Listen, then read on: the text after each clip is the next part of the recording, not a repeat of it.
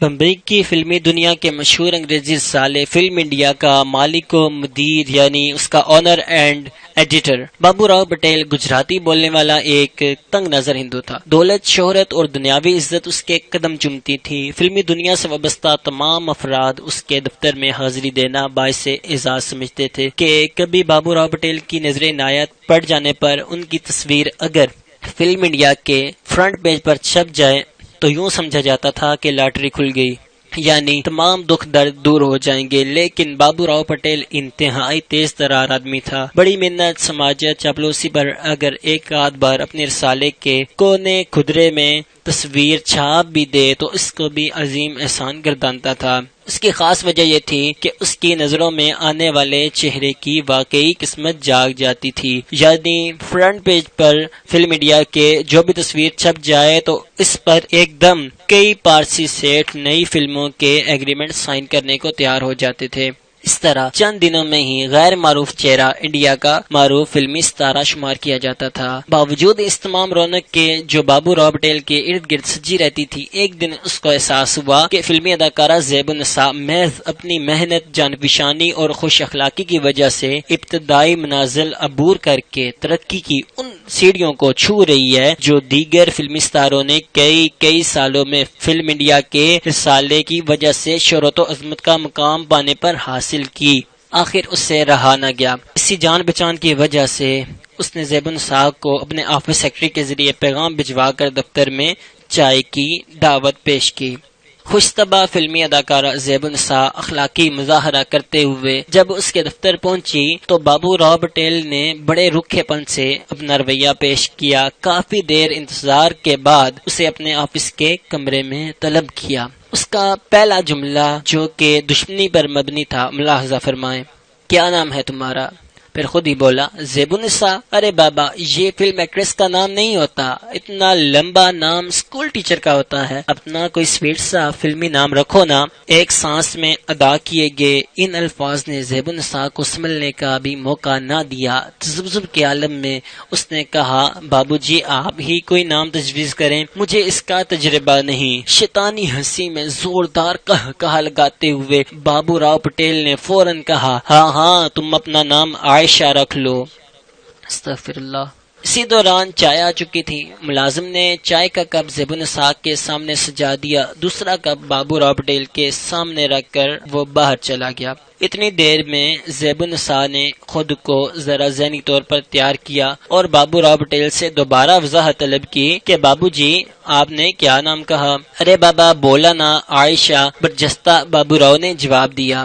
چونکہ بات چیت فلمی ماحول میں ہو رہی تھی، اس بنا پر وہ بات کو سمجھ نہ سکی۔ قوت غضبیہ سے اچانک مشتعل ہو کر زیب النساء کا چہرہ اپنا رنگ بدل گیا۔ اب اس کا حسین چہرہ سرخ شعلہ بن چکا تھا، اس کی آنکھوں سے انگارے برسنا شروع ہو گئے تھے۔ اپنے جذبات کو ذرا سا قابو میں لاتے ہوئے اس نے اپنے لہجے کو یکسر کرخت کر لیا اور کہا، بابو راؤ پٹیل تمہیں پتا ہے کہ میں ایک فلمی ایکٹریس ہوں جس کا ذاتی کردار بازاری اور گناہ آلودہ ہے، جس کو فلمی تماشبین لوگ ہر حال میں نیک سیرت عورت کے مقابلے میں فاحشہ اور برا سمجھتے ہیں اور ناچنے والے طوائف کے معیار کا درجہ دیتے ہیں۔ تم نے مجھ جیسی ناپاک عورت کو ان نیک ہستیوں کے نام اپنانے کا مشورہ کیسے دیا؟ تمہیں پتا ہے کہ مسلمانوں کے نزدیک اس نام کی عظمت اور اس کا مقام کیا ہے؟ آخر تم نے ایسی مکروہ شیطانی سوچ پیش کرنے کی کوشش کیوں کی؟ ہندو کے بچے۔ اس کے ساتھ ہی وہ اپنی کرسی سے نیچے کو جھکی، سینڈل اتارا اور بابو راؤ پٹیل کے سر پر برسانا شروع کر دیا۔ وہ بے قابو ہو کر اس وحشیانہ انداز سے اس کی پٹائی کر رہی تھی اور ساتھ ہی اس پر بےہودہ گالیوں کی بوچھاڑ کرتی جا رہی تھی۔ چند منٹوں میں ہی بابو راؤ پٹیل کی ناک کے نتنوں سے خون بہنا شروع ہو گیا۔ وہ بار بار چلا رہی تھی کہ میں تجھے چھوڑوں گی نہیں، ذلیل کمینے۔ اس کے سر پر بھی اچھی خاصی ضربیں لگائی تھی جن کے نمائشی نشان کئی دنوں تک بابو راؤ پٹیل کے چہرے پر رہے تھے۔ آخر بابو راؤ پٹیل کے عملے نے بڑی مشکل سے زیب النساء کو قابو کیا اور دفتر سے رخصت کیا۔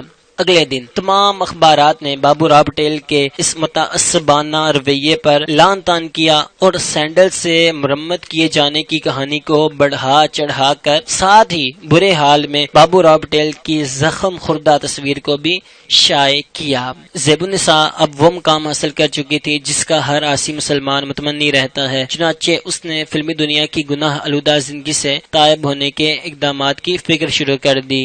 سبحان اللہ عز و جل، ناموس ام المؤمنین حضرت عائشہ صدیقہ رضی اللہ تعالی عنہا کی خاطر اتنا بڑا قدم اٹھا دیا۔ ان صاحبہ کا واقعہ تو آج کے مذہبی روپ میں رہ کر مقدس ہستیوں پہ زبانیں دراز کرنے والوں پر زوردار تمانچہ ہے۔ ہم مستظن رکھتے ہیں کہ عین ممکن ہے رب عز و جل نے ان اداکارہ کے گناہوں کو اس اقدام کے صدقے میں بخش دیا ہوگا۔ بزرگ فرماتے ہیں کہ رحمت حق بہا یعنی قیمت طلب نہیں کرتی، اللہ عز و جل کی رحمت تو نزول کا بہانہ تلاش کرتی ہے۔ با ادب با نصیب۔ یہ واقعہ تو بڑا پرانا ہے، لیکن آج کل کا اگر دور ہم ملاحظہ کریں دیکھیں تو مرزائیوں، ختم نبوت کے منکروں، ان کے ساتھ میل جول رکھنے والے یہ اداکار، تو ان کو جو ہے ان کے اندر حرارت ایمانی نہیں ہے کیا؟ ان کے اندر یہ جو کوئی ایسا خون جوش نہیں مارتا کہ جو ہے بالکل یہ حضور کے دشمن ہیں، حضور کی آل کے دشمن ہیں، حضور کی ازواج کے بارے میں کتنی تصحیح کرتے ہیں یہ لوگ، تو ان کے حوالے سے جو ہے ان کے ساتھ ہی ان سے یہ فراڈ جن کا واقعی مذہب فراڈ ہے، تو یہ ان کے ساتھ جو ہے میل جول رکھتے ہیں۔ ان کو بھی احساس ہونا چاہیے اس چیز کا کہ ہم کیا کر رہے ہیں۔ سوچیں کہ قبر میں آپ حضور صلی اللہ علیہ وسلم کے سامنے کس منہ سے جائیں گے؟ قیامت والے روز حضور صلی اللہ علیہ وسلم سے آپ ان کی بارگاہ میں کیسے شفاعت کا سوال کریں گے؟ آپ ان سے شفاعت کیسے طلب کر سکیں گے؟ اداکار تو دنیا کے اس اداکاری میں، دنیا کے اس کردار میں تم تو فیل ہو گئے ہو۔ تمہیں تو احساس ہونا چاہیے کہ تم نے یہاں پر جو ہے وہاں پر جو آپ کی پرفارمنس ٹی وی پر دی، ڈراموں میں دی، فلموں میں دی، وہ تو دی تم ایکوریٹ ہو گئے، تمہیں پرفیکٹ کہا گیا، تمہیں کہا گیا کہ بالکل you are okay sir now, یہ بالکل اب جو بالکل آپ کا جو ہے یہ سین تیار ہو گیا ہے۔ اب یہ جو ہے کتنی بار آپ فیلئرز کرتے ہو، اس طریقے سے آپ دیکھو کہ کتنے فیلئرز آپ جو ہے کر رہے ہو دنیا میں، اور یہ سب سے بڑا فیلئر ہے۔ دیکھیں گناہ جو ہے یہ گناہ کی معافی ہے، لیکن گستاخ کی غدار کی معافی نہیں ہے۔ اب یہ جو ہے یہ غداری ہے دین کے ساتھ، یہ کھلی غداری ہے، اس میں کوئی ایسی دو رائے ہے ہی نہیں ہے۔ جس طریقے سے آپ نے یہ نظام شروع کیا ہوا ہے کہ ان کے ساتھ گستاخوں کے ساتھ میل جول رکھنا، تو کیا شکل حضور کے سامنے لے کر جاؤ گے؟ یہ کبھی سوچا ہے آپ نے؟ آج لے ان کے بنا، اداکار آج لے ان کے بنا، آج مدد مانگ ان سے، پھر نہ مانیں گے قیامت میں۔ اگر مان گیا تو آپ کو یہ احساس ہونا چاہیے کہ ہمارا دین ہمیں سب سے پہلے پریفر کرنا چاہیے، ہمیں دین کو پریفر کرنا چاہیے۔ کوئی اگر بولے آپ ایزا بالکل آپ جو اداکار ہوتا ہے اپنا جو ہے بالکل اپنے اس پروفیشن کے حساب سے بھی وہ پروفیشن نہ دیکھے۔ مسلمان کو کوئی پروفیشن جو ہے کبھی بھی وہ امپریس نہیں کر سکتا، کوئی بھی ایسی چیز، کوئی پیسہ، کوئی مال دولت ایک مسلمان کو اس سے کے دین سے آگے کچھ نہیں ہوتا ہے۔ یہاں پر جو ہے یہ پیسے کے لیے جو ہے ہندو کا کریکٹر کر لیتے ہیں، ہندو کا اور یا عیسائی کا معاذ اللہ سکھ کا کر لیتے ہیں کہ کوئی نیچے ہم تو اداکاری کرتے ہیں، تو یہ اداکاری نہیں ہوتی، جو بنا تو وہ پھر وہ ہوگا۔ تو یہ ایک فیصلہ دین کا ہمارا کوئی نہیں ہے اس میں۔ یہ جو ختم نبوت کا مسئلہ، ناموس رسالت کا مسئلہ، یا پھر اسلام کی عزت و حرمت کا مسئلہ، یہ مولیوں کا نہیں، ہر مسلمان کا ہے، ہر مسلمان کا یہ مسئلہ ہے۔ ہر مسلمان کو یہ پریفر کرنا چاہیے، اور جو گیا وہ توبہ کرے، معافی مانگے، اور حضور کے دین کا بس ہو کے رہ جائے۔